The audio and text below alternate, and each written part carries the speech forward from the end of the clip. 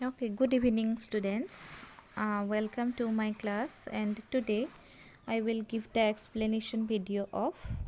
development, ideas of development বা বিকাশৰ ধাৰণা। সো এই বিকাশৰ অৰ্থ বুলি ক'লে আমি বিকাশৰ অৰ্থটো বিভিন্ন মানুহৰ কাৰণে বেলেগ বেলেগ হয়। For different sections of the society, the meaning of the word development is also different. Okay. বিভিন্ন তৰপৰ মানুহৰ কাৰণে আমি যিটো মিডল ক্লাছ মানুহৰ কাৰণে বিকাশৰ ধাৰণাটো বেলেগ বেলেগ হ'ব পাৰে, ৰিচ সেকশনছ অফ দ্য ছ'চাইটিৰ কাৰণে বেলেগ বেলেগ হ'ব পাৰে, বা তাতকৈ তলৰ পৰেষ্ট বিল' পভাৰ্টি লাইন মানুহৰ বাবে ডেভেলপমেণ্ট বোলা বস্তুটো ডেভেলপমেণ্ট বোলা ৱৰ্ডটোৰ মানে মিনিংটো বেলেগ হ'ব পাৰে। অ'কে, চ' আমি যিটো এটা উদাহৰণ we have already got an example in the first paragraph of this chapter that about Orissa আমি এক্সাম্পলটো পাইছিলোঁ য'ত লুৰ আকৰ আছে আমি পাইছিলোঁ, আৰু সেইটো ইণ্ডাষ্ট্ৰি এটা বনাবৰ কাৰণে চৰকাৰে বেলেগ বেলেগ আন্তঃৰাষ্ট্ৰীয় তীখা বনোৱা মানুহবিলাকৰ লগত বা ষ্টিল মেকাৰ্ছবিলাকৰ লগত চুক্তি এখন কৰিব বিচাৰিছিল, যদিও বিভিন্ন sections of the society are not in favour of setting up an industry in that area. Okay, because for some of the people like environmentalist বিলাকৰ কাৰণে বা তেওঁলোকে ভাবিছিল যে যদি ইয়াতে এটা ইণ্ডাষ্ট্ৰি বহায় তেতিয়াহ'লে পৰিৱেশ প্ৰদূষিত হ'ব, আৰু যিবিলাক আদিবাসী people who are living in that area, যিবিলাক মানুহে সেই আইৰণ অ'ৰ থকা জেগাখিনিতে বাস কৰিছিল, তেওঁলোকে কি ডিছপ্লেচমেণ্টৰ কাৰণটোৱেই হ'ব ইণ্ডাষ্ট্ৰি, সিহঁতে নিজৰ জেগাৰ পৰা উঠি যাব লাগিব, even they could lose their livelihood, সিহঁতে নিজৰ লাইভলিহুডটো হেৰুৱাবলগীয়া হ'ব পাৰে। গতিকে এইবিলাক আমি পাইছোঁ, আমি এই উদাহৰণটোৰ পৰা গম পাইছোঁ যে এটা ডেভেলপমেণ্ট বোলা বস্তুটো বা ডেভেলপমেণ্ট বোলা অৰ্থটো শব্দটোৰ অৰ্থটো এজন উদ্যোগপতিৰ বাবে বা এজন ইণ্ডাষ্ট্ৰিয়েলিষ্টৰ বাবে বা কনজিউমাৰ এজনৰ বাবে বা এজন আদিবাসী মানুহৰ বাবে কি বেলেগ বেলেগ হয়। অ'কে, আৰু এই বিকাশ বোলা বস্তুটো বিকাশ সম্পৰ্কীয় বিষয়টোত মানুহৰ মাজত ডিফাৰেণ্ট ছেকশ্যনছ অফ দ্য ছ'চাইটিৰ মাজত মতবিৰোধ হোৱা দেখা যায়, এজনৰ মতৰ লগত এজনৰ মত নিমিলে। অ'কে, বা কনফ্লিক্ট বা কণ্ট্ৰাডিকশ্যন হোৱা দেখা যায় বা কনফ্লিক্ট হোৱা দেখা যায়, সংঘৰ্ষৰ সৃষ্টি হোৱা দেখা যায়, তাৰোপৰি ডিবেটৰ সৃষ্টি হোৱা দেখা যায়, বিভিন্ন বিতৰ্কৰ সন্মুখীন হ'ব লগা হয় বিকাশ শব্দটোৰ বাবে, বিকাশৰ যিটো জোখমাখ কৰিবলৈ যাওঁতে। চ' এই বিষয়টোক লৈ পেলাই স্বাধীনতাৰ পিছৰ প্ৰথমটো দশকত for the first decade after the independence witnessed a lot of debate around this question. এই কুৱেশ্যনটোক লৈ পেলাই বিভিন্ন তৰ্ক বিতৰ্কৰ সৃষ্টি হৈছিলে স্বাধীনতাৰ পিছৰটো দশকতে, কাৰণ মানুহে ডেভেলপমেণ্ট বোলা শব্দটোৰ অৰ্থ বুলি ক'লে এইটো বুজিছিল যে ডেভেলপমেণ্ট মানে হৈছে আৰু বেছি মডাৰ্ণতকৈ বেছি মডাৰ্ণ হোৱা, সেইটোৱে হৈছে ডেভেলপমেণ্ট। অ'কে, আৰু এনেকুৱা বুজাইছিল এখন দেশ কেতিয়া ডেভেলপ হ'ব যদি তেওঁলোক পাশ্চাত্যৰ দেশবিলাকৰ নিচিনাকৈ তাৰমানে পশ্চিমীয়া দেশবিলাক যেনেকৈ ইউৰোপিয়ান কাণ্ট্ৰিজবিলাকৰ নিচিনাকৈ ইণ্ডাষ্ট্ৰিয়েলাইজড হ'ব লাগিব। যদি ইণ্ডাষ্ট্ৰিয়েলাইজড হয়, বহুত বেছি লিবাৰেল হয়, তেতিয়াহে কি হয়, আৰু পুঁজিপতি বুলি কয় যিটো কেপিটেলিজিম হয় বা লিবাৰেল হয়, আৰু ইণ্ডাষ্ট্ৰিয়েলাইজড হয় যদি যেনেকৈ আমাৰ ইণ্ডিয়াত farming is the main occupation of the people, মানুহৰ কাৰণে আটাইতকৈ প্ৰধান যিটো অকুপেশ্যনটো হৈছে ফাৰ্মিং, হয়নে নহয়? আমাৰ কাণ্ট্ৰিখন এগ্ৰিকালচাৰেল কাণ্ট্ৰি বুলি কওঁ আমি, কিন্তু বা ইউৰোপিয়ান কাণ্ট্ৰিবিলাকক কি বুলি কয়, ইণ্ডাষ্ট্ৰিয়েলাইজড কাণ্ট্ৰি বুলি কয়। কিয় আমি এগ্ৰিকালচাৰেল কাণ্ট্ৰি বুলি কওঁ? কাৰণ আমাৰ ইয়াতে এগ্ৰিকালচাৰটোৱে হৈছে প্ৰধান খেতি বা প্ৰধান জীৱিকাৰ উপায় মানুহৰ কাৰণে, কিন্তু ইউৰোপিয়ান কাণ্ট্ৰিৰ মানুহবিলাকৰ জীৱিকাৰ প্ৰধান উপায়টোৱে হৈছে ইণ্ডাষ্ট্ৰিতে বহুতো মানুহে তাতে নিজৰ কৰ্মসংস্থাপন লৈ আছে, আৰু তেনেকেই তেওঁলোকে জীৱন নিৰ্বাহ কৰিব পাৰিছে, আৰু ইণ্ডাষ্ট্ৰিবিলাক বহোৱাৰ জৰিয়তে সিহঁতে কি কৰিব পাৰিছে, সিহঁতৰ ইনকামবিলাক বহুত বাঢ়িছে, বেলেগ বেলেগ ফৰেইন মাৰ্কেটবিলাকত সিহঁতে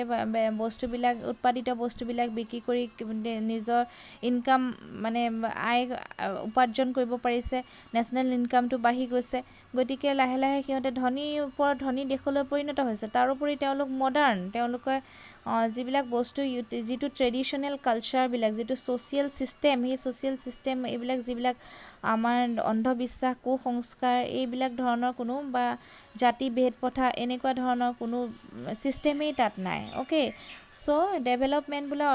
বস্তুটো আমাৰ মানুহে ডেভেলপমেণ্ট বা বিকাশৰ জোখমাখৰ মানদণ্ড হিচাপে পাশ্চাত্যলৈকে আঙুলিয়াই দিছিল সেইটোৱে এটা উদাহৰণ হিচাপে থিয় কৰাইছিল বিকাশ বুলি ক'লে আধুনিক হোৱাটোকে বুজাইছিল মই যেনেকৈ কৈছিলোঁ যে আটাইতকৈ মডাৰ্ণতকৈ মডাৰ্ণ হোৱাটোকে আৰু উদ্যোগিক ৰাষ্ট্ৰ হোৱাটোকে বিকাশ বুলি কোৱা হৈছিল আৰু অকল এইটো অনলি জেনেৰেল মানুহবিলাকেই ভবা নাছিল বিশেষজ্ঞবিলাকেও এক্সপাৰ্টছবিলাকেও ভাবিছিল যে পাশ্চাত্যৰ দৰে দেশবিলাক যিবিলাকত উদ্যোগেৰে ভৰি আছিলে যিবিলাকত কোনো আধুনিকৰণ প্ৰক্ৰিয়াৰে আগবাঢ়ি যাব তেতিয়াহে যদি আগবাঢ়ি গৈছে সেইবিলাক ৰাষ্ট্ৰহে ডেভেলপড অ'কে কাৰণ আৰু য'ত মানে যাৰ মানে এইবিলাক ইণ্ডাষ্ট্ৰীৰ ফলত যাৰ মানে যোনবিলাক ৰিচ বেছি কাণ্ট্ৰিবিলাক সেইবিলাকেই হৈছে ডেভেলপ কাণ্ট্ৰি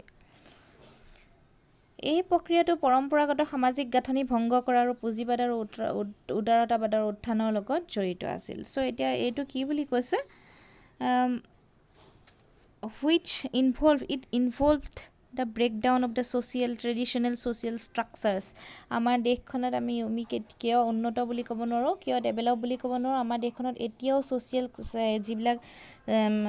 ষ্ট্ৰাকচাৰটো এতিয়াও ভংগ হোৱা নাই আগৰ যিটো ট্ৰেডিশ্যনেল নিয়মটো এতিয়াও মানে হোৱা নাই ভংগ হোৱা নাই এতিয়াও ইয়াতে বিভিন্ন ধৰণৰ জাতি ভেদ প্ৰথাৰ কাৰণে বিভিন্ন নিজৰ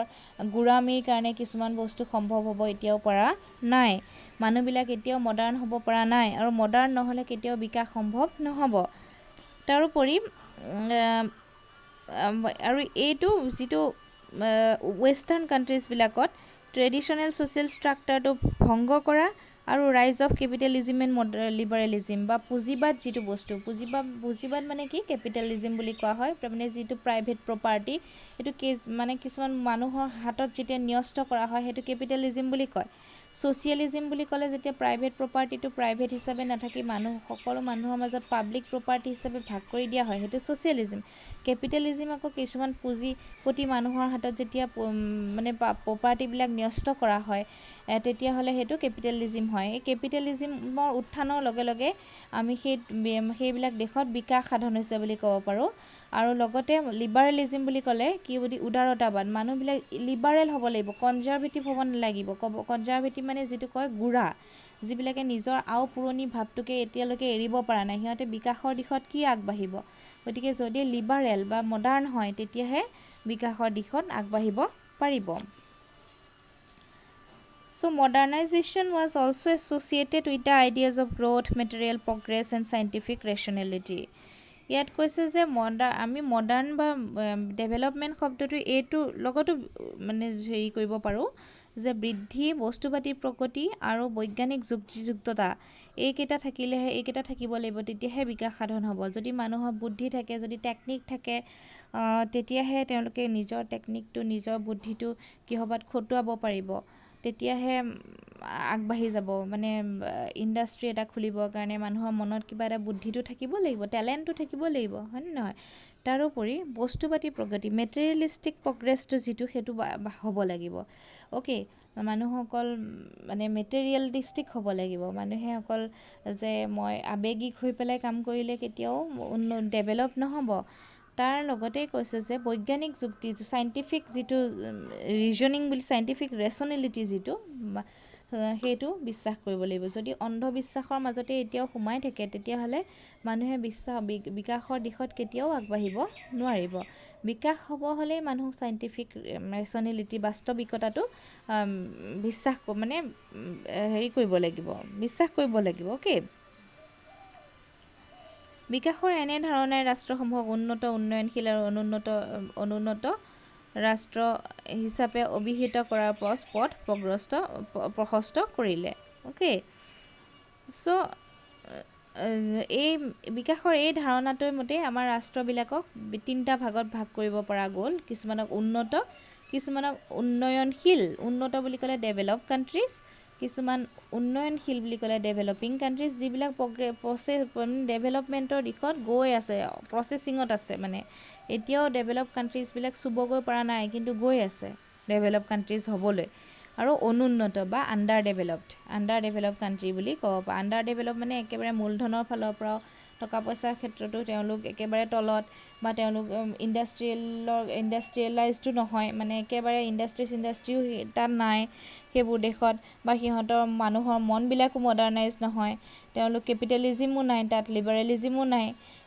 এইবিলাক মানুহৰ অন্ধবিশ্বাসেৰে যিবিলাকৰ জেগা ভৰি আছে, ছ'চিয়েল ছিষ্টেমবিলাক এতিয়াও ব্ৰেকডাউন হ'ব পৰা নাই, সেই তেনেকুৱাবিলাকক আণ্ডাৰ ডেভেলপ বুলি কোৱা হয়। এতিয়াও পঢ়া শুনাৰ দিশত পিছ পৰি আছে, পঢ়া শুনাৰ দিশত বহুত মানুহ লেপছ হৈ ৰয়। কিয় ৰয়? কাৰণ কিছুমান মানুহক পঢ়িবলৈ যাবলৈকে নিদিয়ে, যেনেকৈ ছোৱালীবিলাকক যিবোৰ দেশত পঢ়িবলৈকে যাবলৈ নিদিয়ে, বিকজ দে আৰ গাৰ্লছ। চ' তেনেকুৱা দেশত যেতিয়া ছোৱালীবিলাক পঢ়া শুনাৰ পৰা বঞ্চিত হোৱাৰ লগে লগে তেওঁলোকে বিকাশৰ দিশত কি আগবাঢ়িব? চ' তিনিটা ভাগত বিকাশৰ এই ধাৰণাটোৱে তিনিটা ভাগত ৰাষ্ট্ৰবিলাকক ভাগ কৰিছে: উন্নত, উন্নয়নশীল আৰু অনুন্নত। Okay, developing and under develop country.